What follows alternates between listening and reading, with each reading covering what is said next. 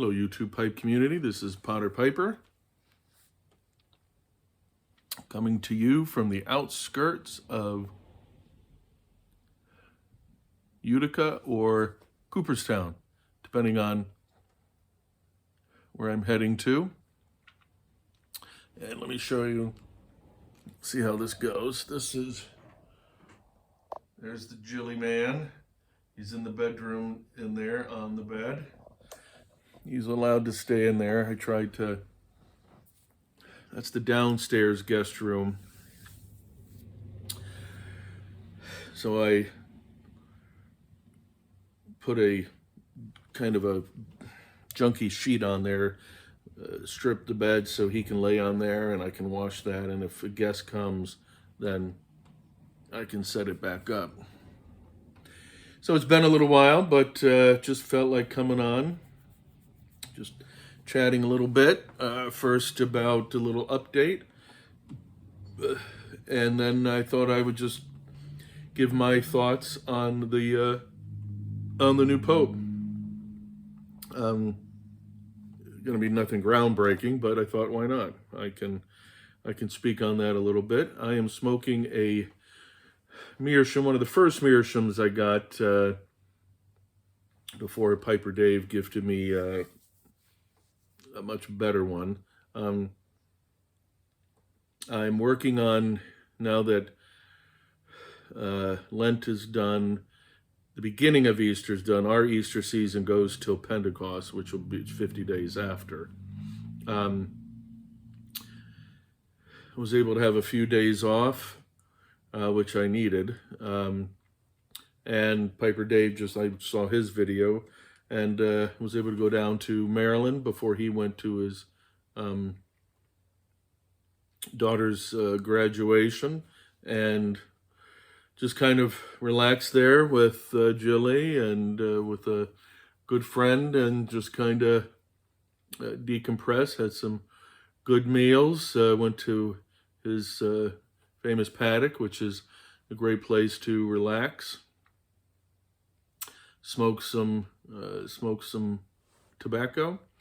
What was I smoking there? I was smoking 7Ellie 145. This is the 2024, which I have not tried. I have, I believe, the 23 or 22, but I've not tried that yet. And interesting, it's a nice smoker. It really produces a lot of smoke. Only 2,500 tins. Very strong smell of stone fruit, or like when I open it up. It's a nice smoke. I mean, personally, I don't got this from Piper Dave. I don't know if I would need to get more tins. It's good, but I enjoyed it. Right now, I'm smoking a 1792 flake. And I was smoking a little St. Bruno. So right now I'm smoking 1792 flake.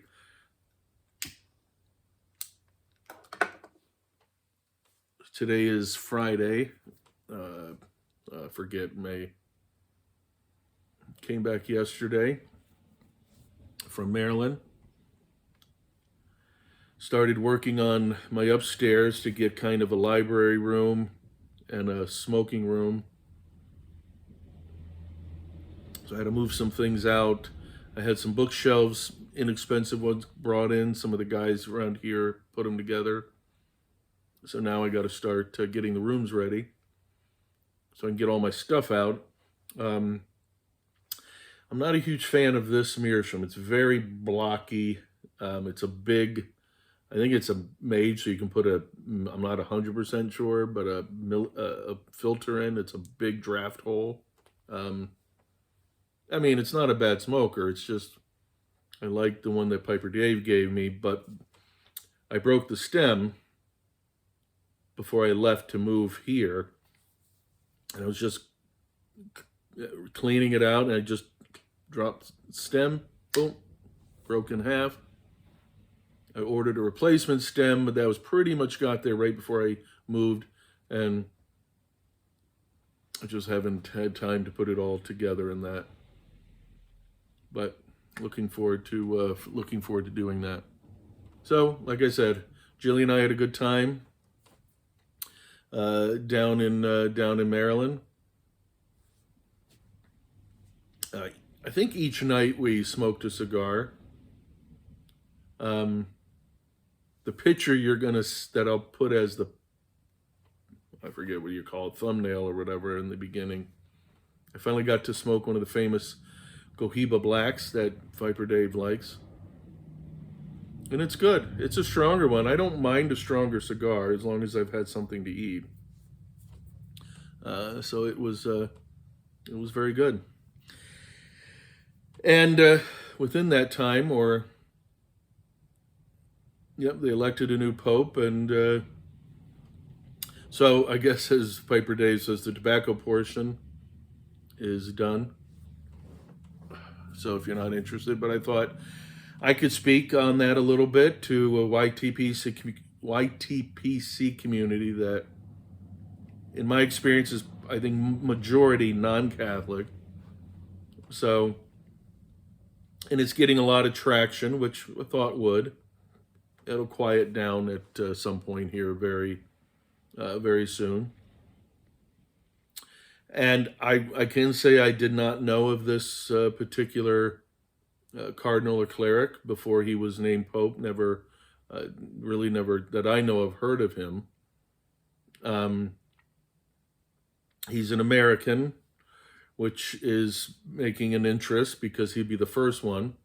And part of the reasons I never thought, at least it'd be hard to vote in an American, is because if you look at the voting blocks of cardinals throughout the world, the strongest voting bloc is European. If you look at numbers around the world. And Americans have always been looked down upon in a sense of we're newer in the world scene, period. I mean, we're 1776. So, and we're very influential, especially financially. So it was really never thought as somebody who would pick an American. Now, he is an American born in Chicago. He's 69 years old. He fits a couple of criteria, I would say, is he speaks a number of languages, and a lot of his adult life of being a priest was outside of the country. He was 20 years in Peru. So he has dual citizenship. He's a naturalized citizen of Peru and a U.S. Citizen. And so he is a religious order. He is a Augustinian, of the Augustinian order. And so he was a priest, also a missionary in Peru, became a bishop in Peru. And then he became cardinal, which is just, a cardinal is really of two things. You're usually a leader, a bishop in a larger, significant church area we call diocese, and you can vote for the Pope as long as you're under 80. So he was only cardinal for 2 years in Chicago. Now, he was trained as to be a canon lawyer, which would be to deal with church law. And canon lawyers are normally they're going to be very specific with their terminology and the words they use. So that'll already be a distinction between him and Pope Francis.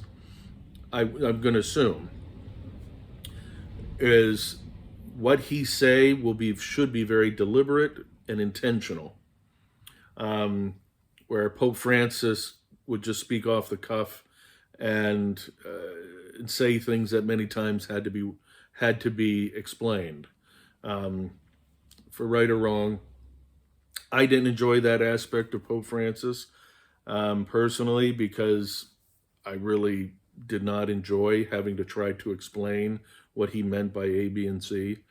So in that sense, if that's true, I'm much happier that we might have someone who will be very deliberate and use words very specifically.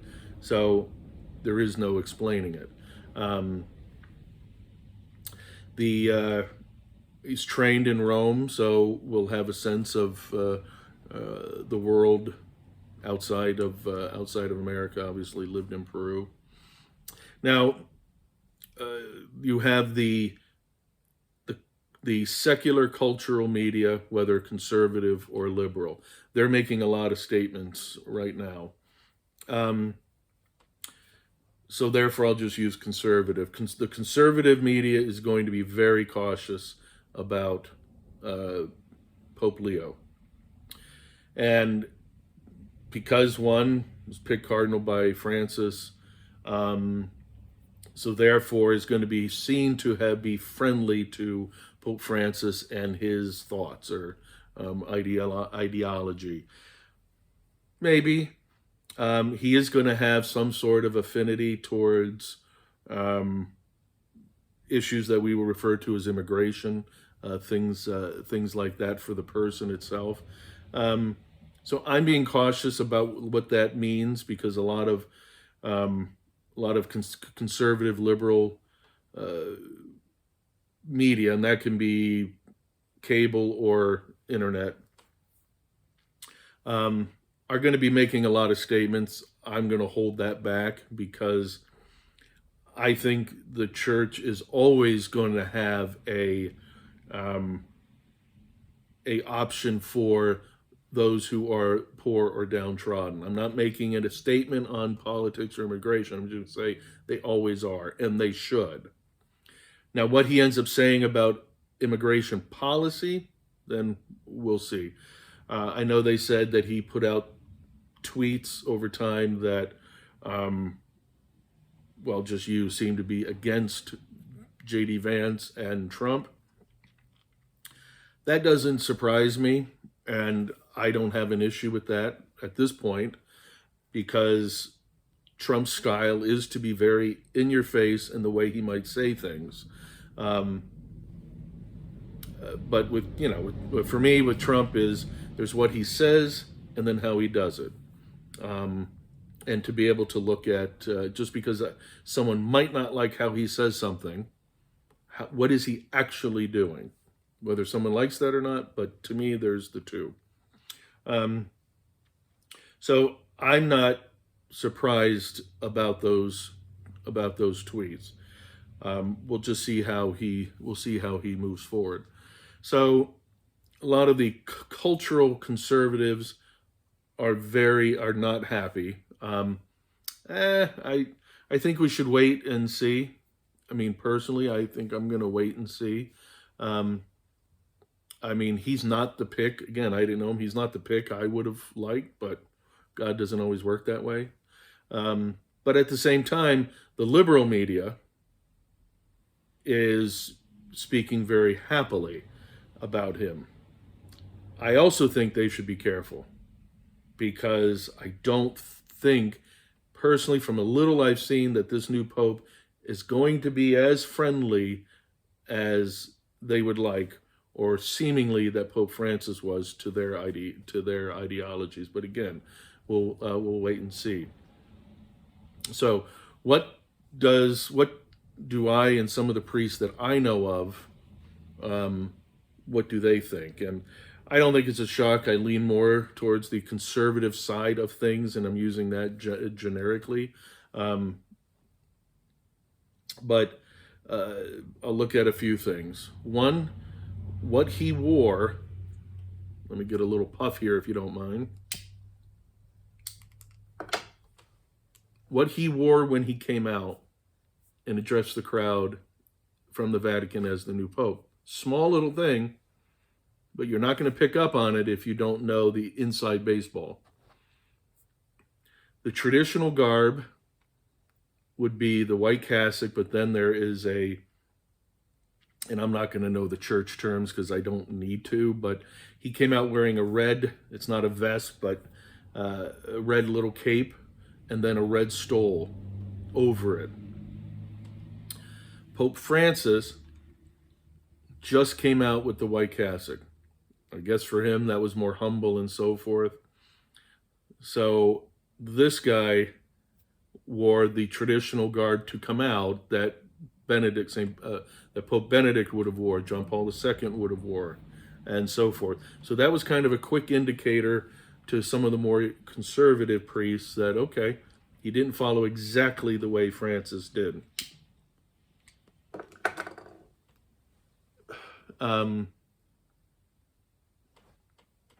He did seem very specific in what he said, and I was very happy to hear his first homily and what he said, as being very thankful to Jesus, to the workings of the church to spread the gospel. And the second indicator was the name he picked.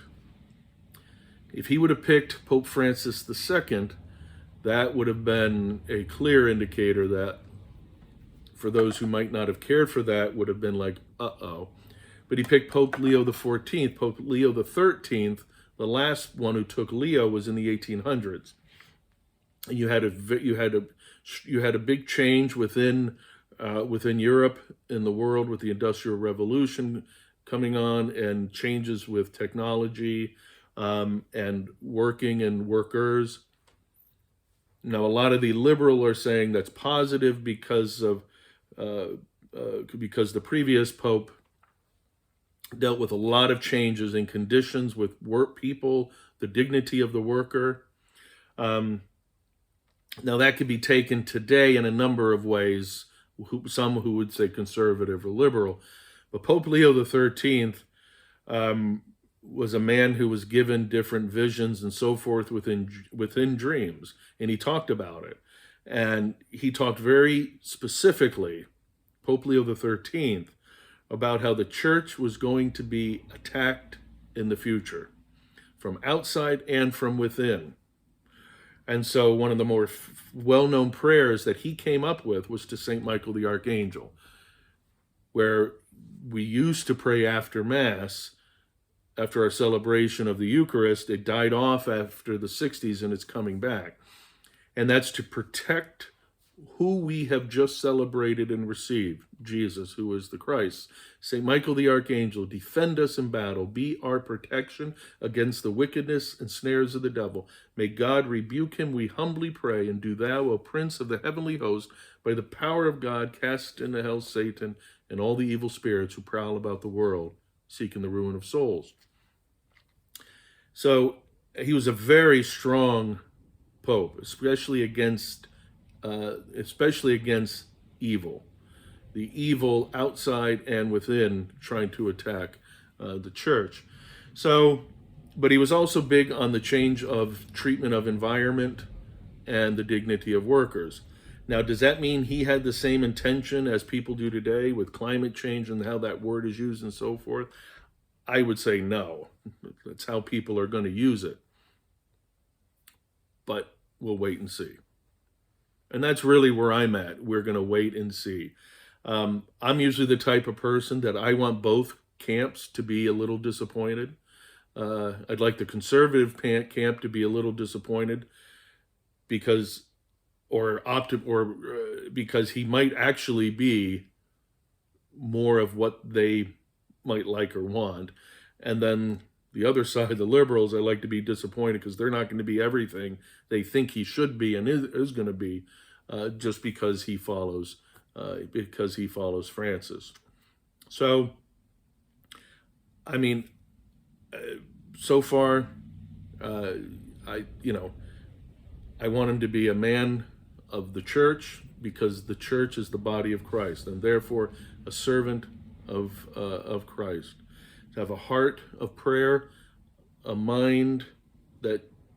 heart of prayer, and a mind that is keen on spreading the truth of the gospel and the church, and to do so with clarity and with precision. So that's my prayer for him, because what he's embarking on is not going to be easy, and he will definitely be attacked by evil. The evil one will be attacked by many factions or things within the world. But as many of us know of faith, as long as he stays close to his true calling, to serve Christ, to do so as the vicar of Christ, as the head of the church, serving Christ, he will be safeguarded. And I could say more things in that reference as Catholics, but if you stayed this long, thank you. And I hope to give updates on what's going on here and how I'm getting everything set up and going. And I've kept up a little bit. So for myself, from Jilly, God bless you all.